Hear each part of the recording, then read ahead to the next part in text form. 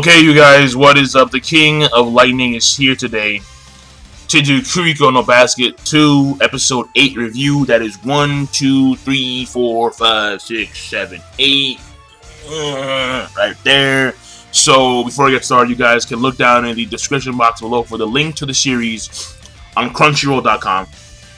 And if you live in Europe, there's a problem. So, a simple Google, Bing, Yahoo search will do you justice. Now, that being said, this review is going to be quick because this episode is actually very simple. It really is. All it really is the continuation of the bromance. We actually get to see Kuroko and Keiko for like a few seconds.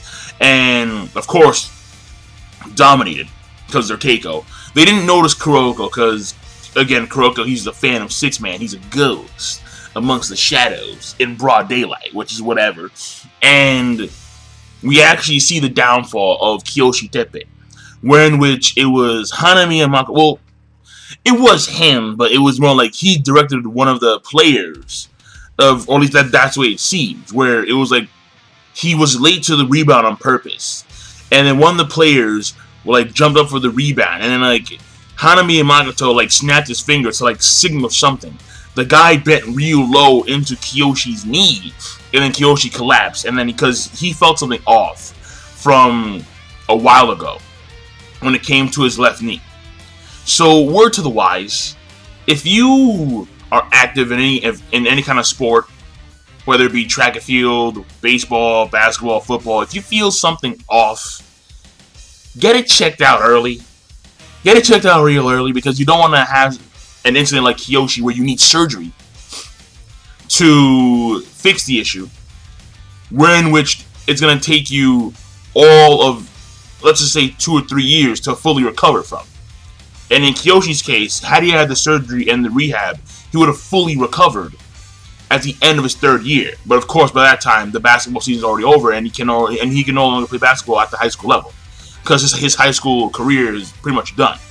However, he's gonna do just the rehab, and with just the rehab, that's when we see him come in real time in the actual series, where in which he can play in the Winter Cup. The Inter High he couldn't do, but the Winter Cup, and this is his last chance because he had the rehab, and he isn't fully healed, but he's able to actually play the sport. Now, a smart move would be to wear a knee brace, but it is what it is. I guess the knee brace would actually limit his mobility because as a big man and as a person who has a particular skill, where in which he can act as a point guard too,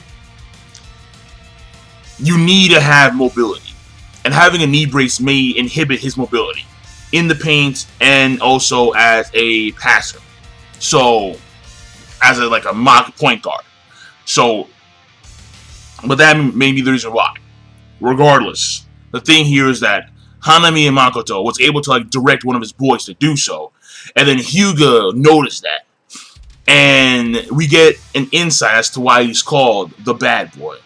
And in order for him to actually manipulate one of his teammates to do something like that, to deliberately wait or to deliberately be late to the rebound, to not act as support, you have to be very intelligent at the same time, very perceptive of the environment around you, of the situations around you.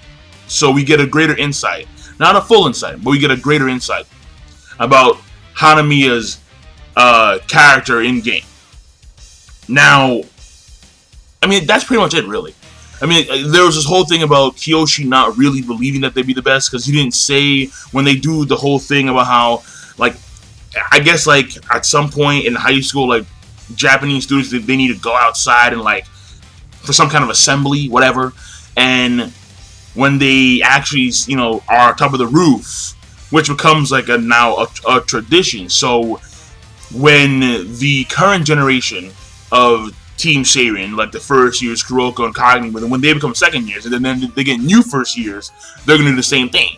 They need to yell in front of the entire assembly and state the reason why they're doing this, and if they lose or if they don't succeed in attaining their goals, then they will strip down naked and confess their love confess their love to someone. So it's the stakes are high, obviously, and again, when it came to the end of the episode, it was a lot more heartwarming because we see what happens to Kiyoshi. We see the bond of Hyuga. It wasn't really like depicted that well because the flashback was pretty short. It was only 2 episodes, but still, we see the growth of bond between these two individuals, and then at the end of the day, we see this friendship truly blossom, despite the fact that Kiyoshi's now injured, and also we see, I guess, more cohesion between these two as teammates because Kiyoshi's injured, ironically. And Rico's there too, listening in. And apparently after that, they got slaughtered by the Three Kings, which of course are Shutoku, Seiho, and I think Raku's. No, is it Raku's not? Well, regardless. So that's it. That's it. So that's it. Now, no, there's no more to say. There's no more to say. The episode rating overall, I thought it was okay. The animation was okay, as usual. The pacing was, again, they did cover the flashback relatively quick because there was only 2 episodes. But then again, this flashback, it wasn't really like, it was big in the sense that it's the Uncrowned Kings, it's Kiyoshi, he's a main player, this is his last chance, his last year to become the best team in Japanese high school basketball. So they have a long way to go still, obviously, because they're not even in the Winter Cup. They're in the preliminaries. And right now they're going up against, Hanamiya Makoto, the same guy who injured Kiyoshi in the first place, Kirisaki Daiichi. So obviously the stakes are really high. And now we know that, that this is Kiyoshi's last chance to actually have the title. So he can retire and be satisfied in some way. Because obviously he's gonna want to play regardless if he's the champion or not. But it's just that in this case he'll actually have his goal achieved, which is to become the best. And hopefully they succeed in that, but they still have to get to the Winter Cup and beat Hanami and Makoto. And so the pacing was relatively quick, but overall okay. And when it came to story progression, they did make leaps and bounds because of the quick pacing.